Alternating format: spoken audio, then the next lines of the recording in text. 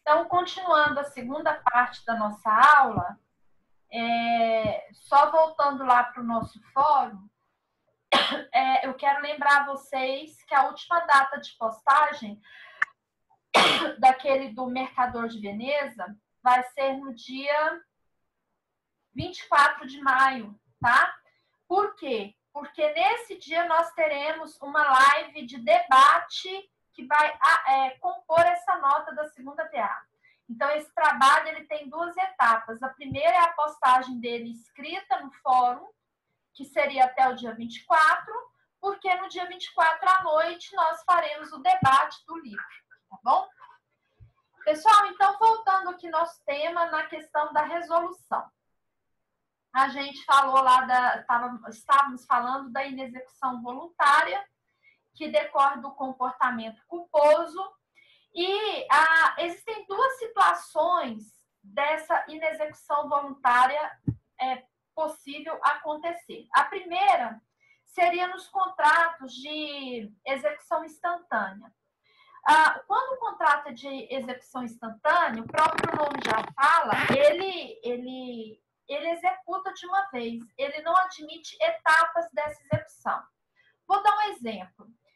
Eu quero pegar um dinheiro emprestado no banco para ser descontado em folha de pagamento do meu contra-cheque, né? Esse tipo de empréstimo é chamado de consignado em folha de pagamento. Aí eu vou no banco hoje, no dia 23 de abril, peço a solicitação e o banco, beleza, não, tudo bem. Eu assino o contrato dia 23 de abril, o meu empregador autorizou esse empréstimo para ser descontado na folha de pagamento, só que o banco, sei lá por que cargas d'água, esse dinheiro não cai hoje, ele vai cair daqui 5 dias. Bom, se eu fiz o empréstimo que era para hoje, ele tinha que ter caído hoje. Porque se eu estou assinando o contrato hoje e começa a contar juros e correção, porque lá no contrato vai ter a data da contratação e a data dos juros. Se eu estou pagando juros de alguma coisa que começa hoje, eu tenho que ter essa coisa. Qual é o objeto desse contrato? É o dinheiro, cadê ele? O objeto não está lá. Aí esse objeto só cai daqui 5 dias. O que vai acontecer nesse caso? Se eu contratei um empréstimo, estou pagando juros de hoje, e ele tinha que cair hoje, e ele não cai hoje, houve um inadimplemento culposo por parte do banco. Ele mudou as condições, as cláusulas inerentes a esse contrato. Sendo o empréstimo, tinha que cair hoje, porque eu estou pagando juros a partir de hoje. Portanto, eu teria como pedir uma resolução desse contrato, não quero mais, porque você combinou uma coisa e fez outra comigo. Isso dá inexecução, que é o que nós estamos estudando. E além dessa inexecução, eu tenho direito de pedir perdas e danos. Eu poderia pedir, neste caso aí, situações de bancos, contratos bancários são regulados pelo Código de Defesa do Consumidor, né? Eu poderia pedir aí até dano moral, né? Por má prestação de serviço. Então, esse é um caso de execução instantânea. Por que eu estou dando esse exemplo? Quando o inadimplemento ele está na execução instantânea, o efeito ex tunc, todo ele se perde. Por isso que eu posso pedir, se eu estou pedindo uma resolução de contrato num caso de execução instantânea, tudo ele se perde. Efeito ex tunc, ele retroage desde o início.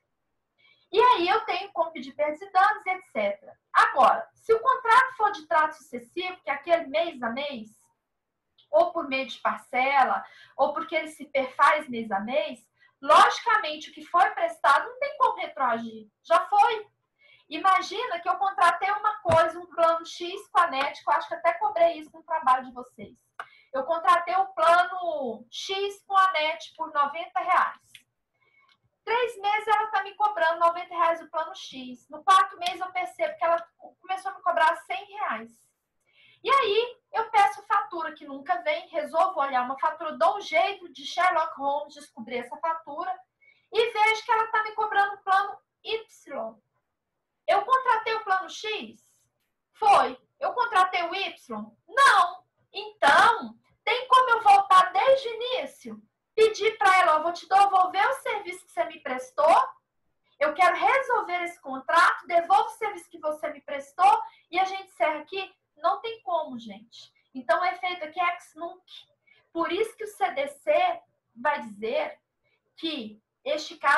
configuraria a amostra grátis por força do artigo 39. O serviço que ela me prestou, se ela prestou fora do que eu contratei, eu ganhei de presente. Eu não sou nem obrigada a pagar por ele. Se eu tiver alguma fatura em atraso, eu não tenho obrigação de pagar, porque eu não contratei aquilo. E se eu paguei, eu tenho direito de pedir a restituição do que eu paguei, porque foi diferente do que eu contratei. Mas o serviço eu não sou obrigada a devolver. Por quê? Não tem como voltar atrás. Agora, no empréstimo, se esse empréstimo caiu 5 dias depois e eu estou querendo resolver esse contrato, imagina a situação do empréstimo, que é em execução instantânea. Olha o efeito ex-tunc. Se eu estou pedindo a resolução desse contrato, porque era para cair hoje e o dinheiro só caiu daqui 5 dias, a pergunta é, eu posso ficar com o dinheiro? Se ele caiu 5 dias depois? Não, gente, eu vou ter que restituir o dinheiro. Por isso que o efeito é ex-tunc. Então, mesmo ele estando errado, estando em mora, o que ele vai me pagar é perdas e danos, cláusula penal, rescisão de contrato, mas quanto à questão do dinheiro que veio para minha conta, eu tenho que restituir. Por quê? Essa matéria ela tem que observar o enriquecimento, né, de uma das partes em detrimento da outra. Afinal, lesão é quando um é prejudicado em detrimento do outro. E o código, ele trata de 2 tipos de enriquecimento. O enriquecimento ilícito, que é aquele que fere a lei ou a moral, a ordem pública. E o enriquecimento sem causa, ele não fere a lei, mas ele não tem justificativo. Então, ele configura também um caso de lesão. Então, o que vai... a hermenêutica que se usa nesses casos para poder falar pode, não pode, é sempre pensar, eu estou enriquecendo as custas de alguém? Se estiver enriquecendo, seria objeto de rescisão disso aí ou resolução. Bom, continuando aqui no nosso material, cuidado com esse detalhe. Estamos falando de direito civil. Então, voltando, vamos lá, voltar na nossa mente para pensar que isso aqui é matéria civilista. No raciocínio civilista, não no raciocínio de direito de consumo, mas no raciocínio civilista, se uma das partes começa a aceitar atraso, começa a aceitar pagamento diferente do combinado, a outra parte já tem proteção documentada para ela pedir a resolução desse contrato ou pedir até a rescisão desse contrato. Então, se eu estou admitindo uma certa margem de atraso, de pagamento, e depois eu exijo o contrato na íntegra, sendo que eu aceitei antes de maneira diversa, dá direito à outra parte querer excluir essa cobrança na íntegra e pedir até a resolução do contrato, tá? Por exemplo, eu vou fazer uma associação para a gente fazer aqui uma interdisciplinaridade com temas. Contrato de trabalho. Contrato de trabalho é um contrato. Tanto é que chama CTPS, Contrato de Trabalho e Previdência Social. Se eu contratei um empregado que, segundo a lei, me permite que ele trabalhe 8 horas por dia, ou seja, com 1 hora de almoço, só que eu resolvi fazer o seguinte, não, fulano, eu vou deixar você, não precisa ficar até às 18, não. Eu vou estar te liberando às 17 horas e eu vou te dar aí 2 horas de almoço. Beleza. E assim eu deixo esse funcionário por 3 meses, permito que ele tenha 2 horas de almoço e que ele possa ir sair às 17 horas. Num determinado momento, eu, por conta de questão financeira da empresa, eu resolvi mandar 2 funcionários embora e por esse motivo ele vai ter que trabalhar mais. Então eu viro para ele e falo assim, olha, pela lei, você só tem 1 hora de almoço e você tem que trabalhar para mim 8 horas. Então eu quero que você chegue às 8, 9, 10, 11, 12. Trabalhe até às 12. Depois você volta a 1, 2, 3, 4, 5. E fica até às 5, que daria as 8 horas diárias. Mas eu vou te dar um intervalo apenas de 1 hora de almoço. Aí ele pega e fala, ó, só que não dá tempo de eu ir para minha casa e voltar. E o combinado não foi esse, eu estava tendo 2 horas, então eu não vou aceitar. Em razão disso, eu pego e o demito. Né? Coloco lá que, inclusive, a demissão é por justa causa. Não faço nenhum acerto com ele, porque eu exigi dele que ele cumprisse o horário conforme a lei me permite cobrá-lo, e ele não quis cumprir. Então, eu demito sem pagar acerto nenhum para ele. Beleza. Ele tem direito de pedir a reintegração de emprego ou a demissão, reconhecimento da demissão sem justa causa. E receber lá os seus consectários legais, que é a multa do FGTS, etc. Por quê? Porque eu aceitei mudar a regra do jogo. Se eu aceitei que ele viesse em outro horário, se eu aceitei que ele pagasse de maneira diferente, ele tem direito de resolver esse contrato e dessa resolução ele cobrar tudo. Então, ao contrário do que eu achasse que eu não deveria pagar nada para ele, a título de perdas e danos, por ser uma demissão com justa causa, ele tem direito de rever isso, ou pedir o retorno do emprego, ou pedir o reconhecimento da rescisão sem justa causa. Olha tanto que isso é grave. É o mesmo raciocínio se eu tenho, por exemplo, eu como advogada, eu cobro honorário de alguém por mês, X, R$1.000, de uma empresa, né? E aí eu falo, ó, nosso contrato de honorário é R$1.000, tem que pagar todo dia 5. Só que essa empresa começa a me pagar R$800 dia 10, depois passa um tempo ela me paga R$700 dia 6, depois no outro mês ela resolve me dar 750 dia 9. No dia que eu for querer rescindir o contrato, eu não posso mais. Se eu for querer exigir dela, eu não posso mais, porque eu abri mão de receber conforme pactuado e aceitei. E por que eu estou dando exemplo de 3 vezes? Para a jurisprudência, no direito civil, 3 vezes que você aceita mudança de local de pagamento, a forma de pagar de maneira diversa, presumo que você aceitou, tá? Seria tacitamente uma presunção de modificação desse negócio aí. Bom, continuando aqui, vamos falar do artigo 476, que fala da exceção do contrato não cumprido, ou except adimplente contratos. Está no artigo 476 e ela vale para os contratos bilaterais, portanto, onerosos, e que tenham prestações simultâneas. Se é uma defesa para uma parte não pagar diante do fato de que a outra está lhe devendo. Não se avalia aqui a questão de mérito, por exemplo, se o objeto vale, não vale, se a coisa está certa ou está errada. O simples fato de alguém atrasar comigo me dá o direito de atrasar com ele. Então, veja bem, a questão é quem atrasou primeiro? Quem atrasou primeiro? Por que eu estou falando isso? Lembra que eu disse aqui no início, quem deve está errado. Tá, mas a questão é pensar na hermenêutica. Por que eu devi? Será que é porque a outra parte deveu primeiro? Então, veja bem, uma situação que eu estou recente com um caso. O meu cliente adquiriu um imóvel em Caldas Novas. E é na planta. Lembra que nós estudamos? Um compromisso de contratar, né? Uma promessa de contratar. Então, ele adquiriu isso na planta, ou seja, o objeto não existe ainda. Então, é um compromisso de compra e venda. Aí fica muito mais barato você comprar um imóvel na planta, lógico, né? O preço é bem menor, porque ele está usando esse dinheiro para construir um imóvel. E ali, nessa incorporação imobiliária, ele adquiriu há 2 anos e no contrato estava escrito que eles tinham que entregar o imóvel para ele em janeiro de 2019. Mas tem uma cláusula lá no contrato falando que esse prazo de entrega poderia ser prorrogado por até 180 dias nas situações que está descrito lá, que são situações internas, X, Y e Z. 180 dias são 6 meses, então eles teriam que entregar em julho de 2019. E depois eles falam que também poderia ser prorrogado em caso fortuito ou fosse maior, mediante justificativa. E até hoje o imóvel não terminou.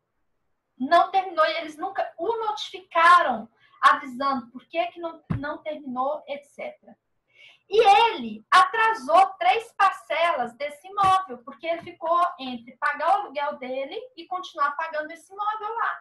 Então, ele não tinha condição. Ele falou, como que eu vou pagar uma coisa que eu contei que ia ser me entregue, eu ia mudar para lá, estava com o emprego organizado, perdi o emprego que estava à vista e agora eu tenho que morar de aluguel porque a casa de lá não está pronta. Beleza, ele atrasou 3 meses.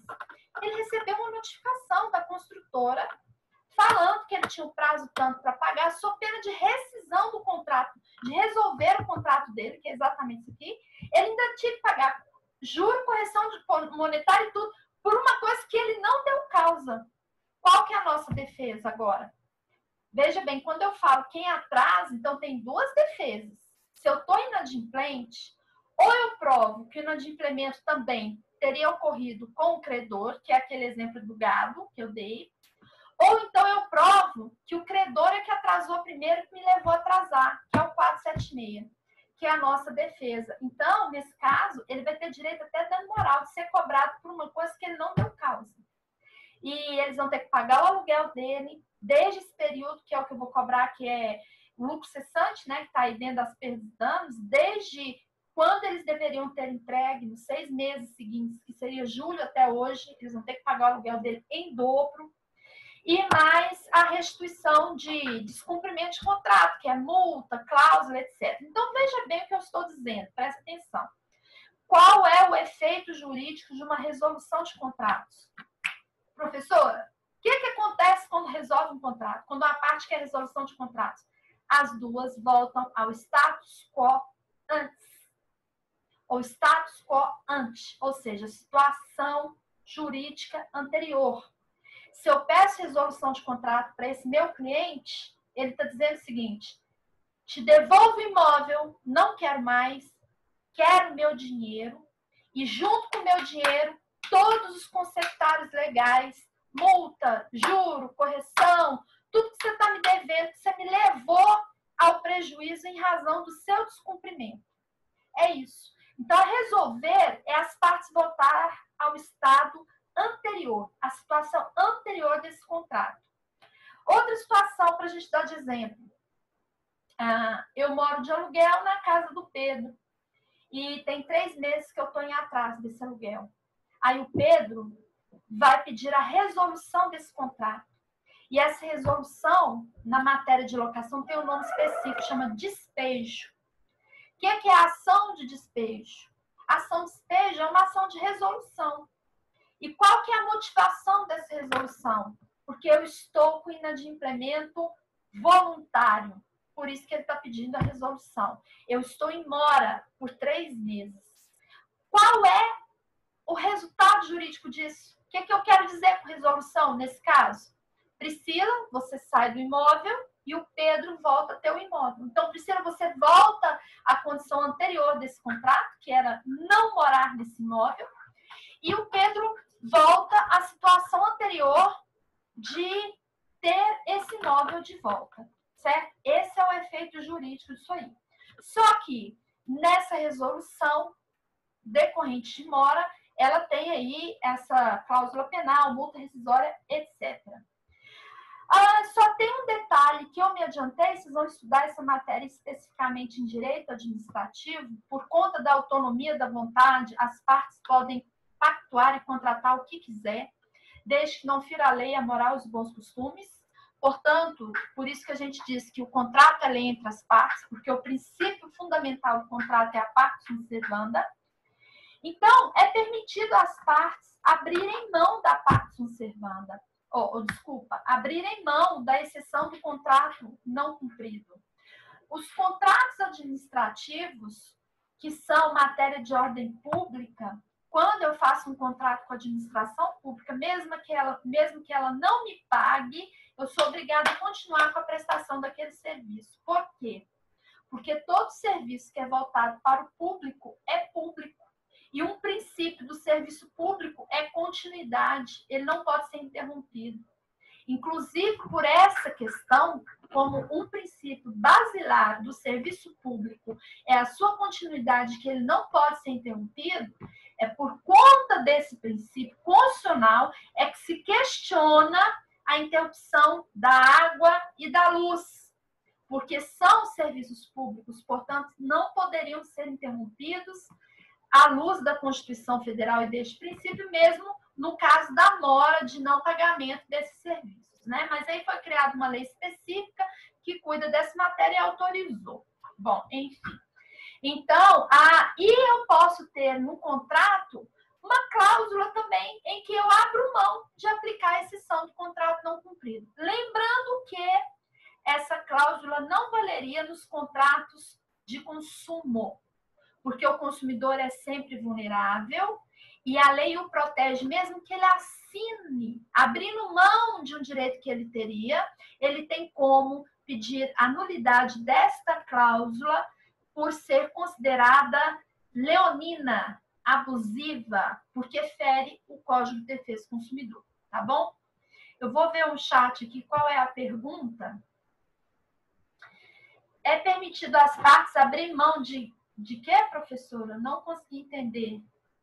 Abrir mão da exceção do contrato não cumprido, que é o 476. O que é abrir mão do contrato da exceção do contrato não cumprido?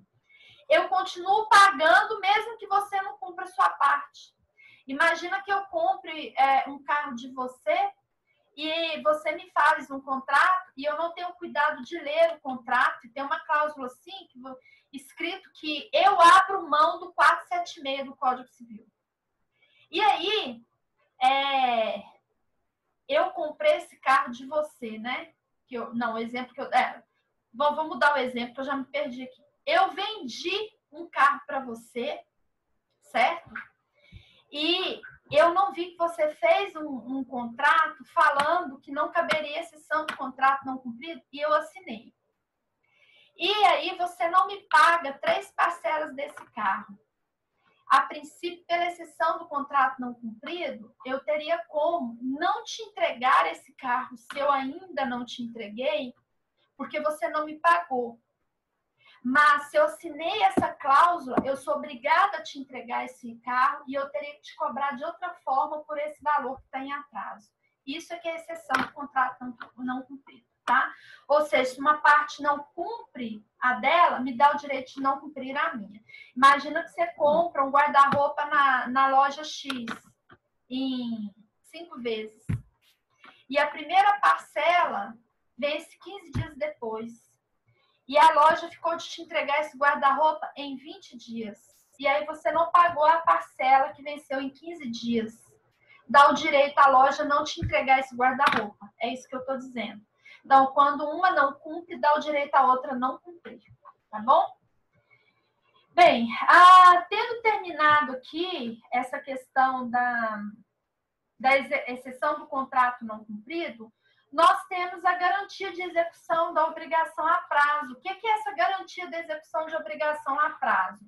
O artigo 477, eu peço que vocês leiam esses artigos depois, ele diz que o vendedor pode exigir o pagamento adiantado, ou seja, das parcelas vincendas, que ainda vão vencer,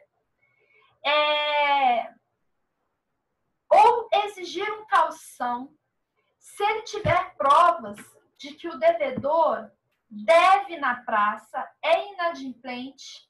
O simples fato de eu provar que o cara já é inadimplente já é o suficiente de eu exigir que ele pague tudo ou me preste o calção, tá? Caso clássico, você comprou um carro financiado e atrasou a parcela do carro, foi feita busca e apreensão do veículo. A financeira tem direito, na busca e apreensão, para você tirar o carro de lá ou reaver esse veículo. Todas estão fazendo assim, tá, gente? Porque a lei permite com fundamento nesse artigo.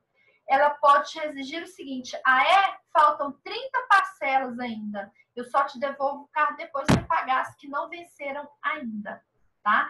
Isso aí é um direito que a lei dá para garantir o crédito ao credor. Então, cuidado para quem está inadimplente, porque dá direito à pessoa que te vendeu a coisa retomar essa coisa e para você reaver, ela pode exigir o pagamento de tudo que está em aberto ou prestação de calção, tá? Ou então, ela nem toma essa mercadoria de você. Imagina que nem tem a busca e apreensão de nada. Mas ela pode te cobrar as parcelas todas em aberto de uma vez. Casas Bahia, exemplo. Vendeu para você em 10 vezes. Aí você atrasou a terceira parcela e atrasou a quarta, ela teria de direito de te cobrar todas as vencendas. O que eu não sei se ia resolver muita coisa, porque quem, né, de repente você não tem dinheiro para pagar nenhuma nem outra, aí vai ficar tudo em atrasado lá, você vai ficar com nota negativado 3 anos, 5 anos. Bom, tendo terminado isso aqui, nós vamos então para inexecução involuntária, que foi aquele paralelo que eu fiz com a voluntária. O próprio nome já fala. Nessa, o fato não é imputável às partes. É o exemplo de Brumadinho, tá? Só que essa inexecução involuntária, ela tem que ser objetiva, ela não pode atacar a pessoa do devedor, mas tem que ter a ver com o objeto dessa relação, desse contrato. E o que vai me fazer pensar se essa resolução, essa inexecução é voluntária ou involuntária, está na impossibilidade, se ela é temporária ou se ela é permanente. Porque a impossibilidade temporária, ela apenas acarreta a suspensão do contrato. A impossibilidade permanente acarreta, sim, a inexecução involuntária e a rescisão desse contrato, ou resolução.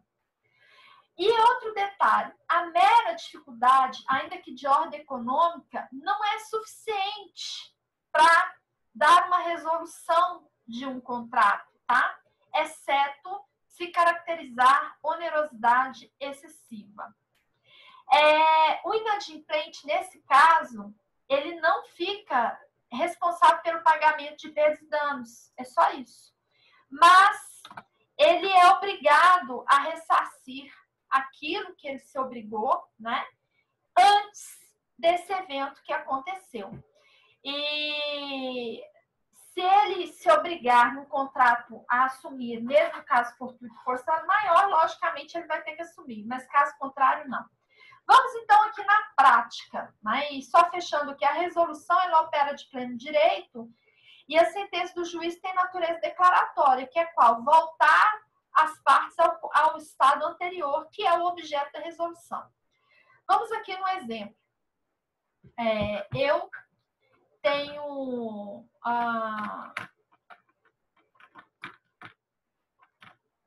deixa eu ver aqui. Eu tenho um cursinho de inglês, tá? E no meu cursinho de inglês, eu tenho 500 alunos lá dentro.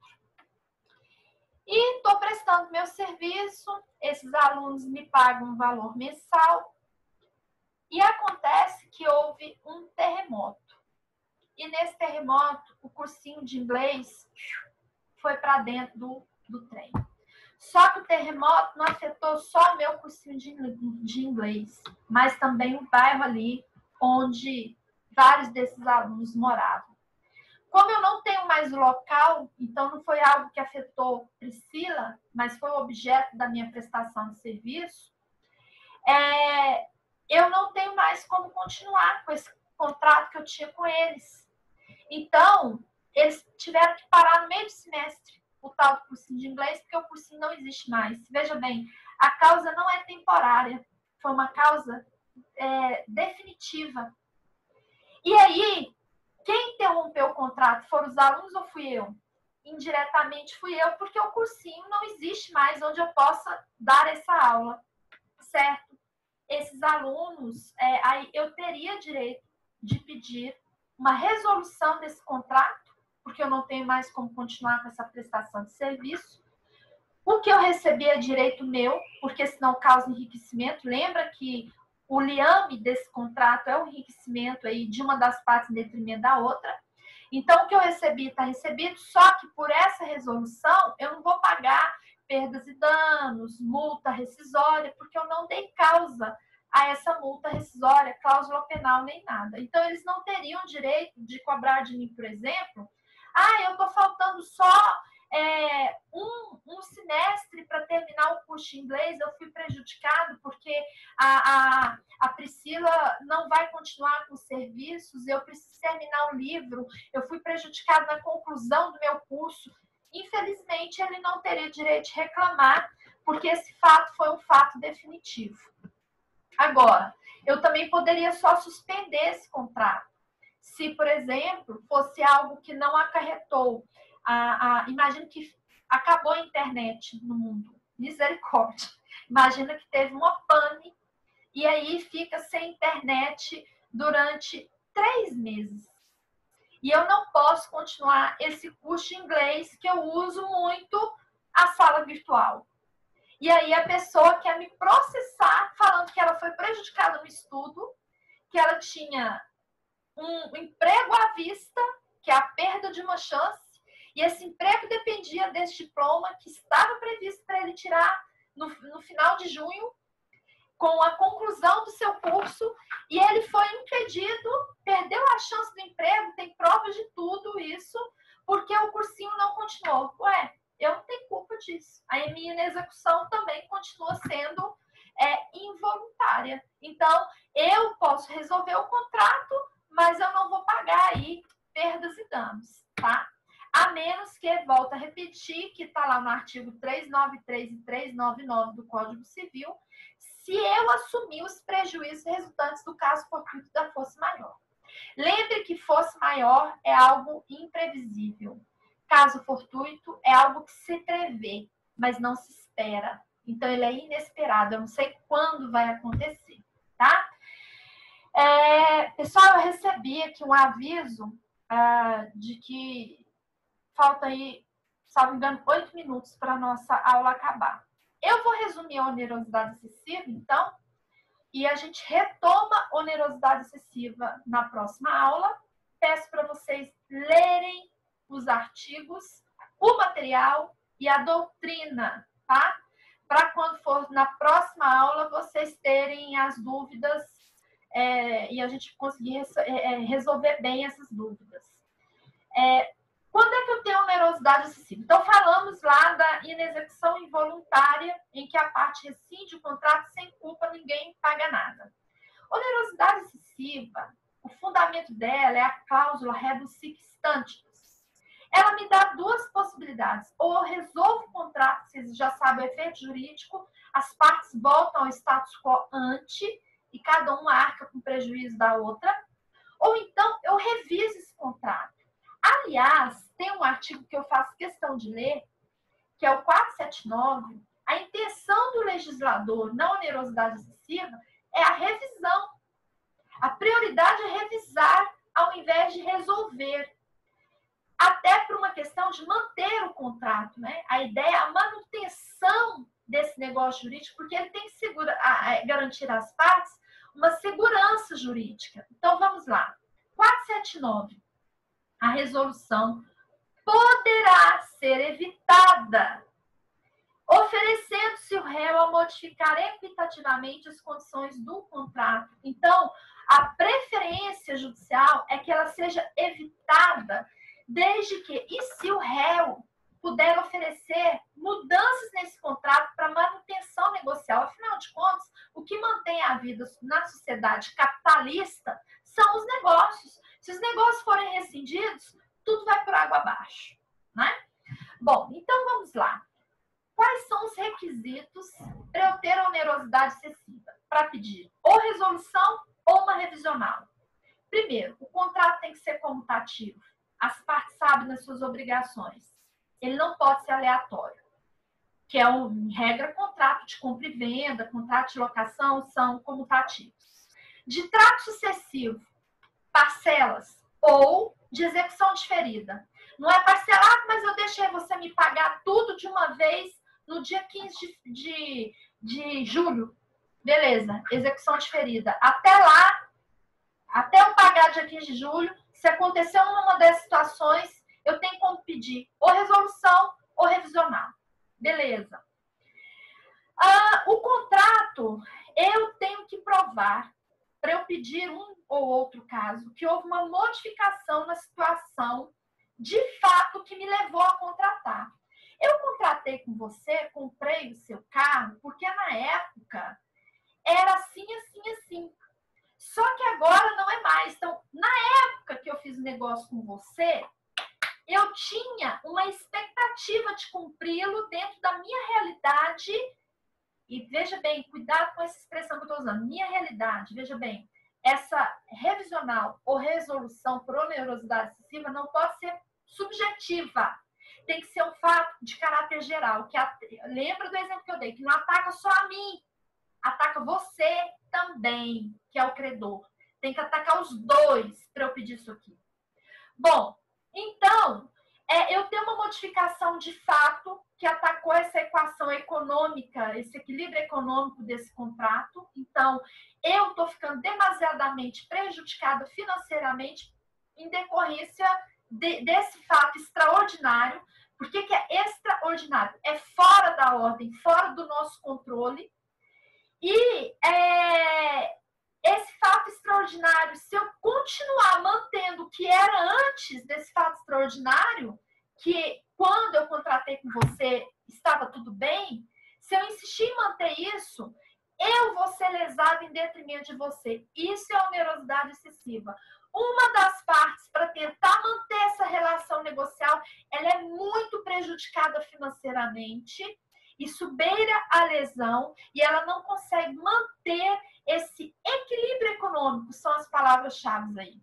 Tá, então repetindo. Contrato comutativo, 2. Modificação do fato, 3. A situação tem que ser extraordinária. 4. Esse fato tem que ser imprevisível. Gente, não me interessa se é caso fortuito ou força maior. Sendo um ou outro, os dois se aplicam na onerosidade excessiva, tá? Vai fazer diferença se era imprevisível, se era inesperado. Por isso que o código todo fala caso fortuito ou força maior, caso fortuito ou força maior. Em um ou em outro, você aplica isso aqui.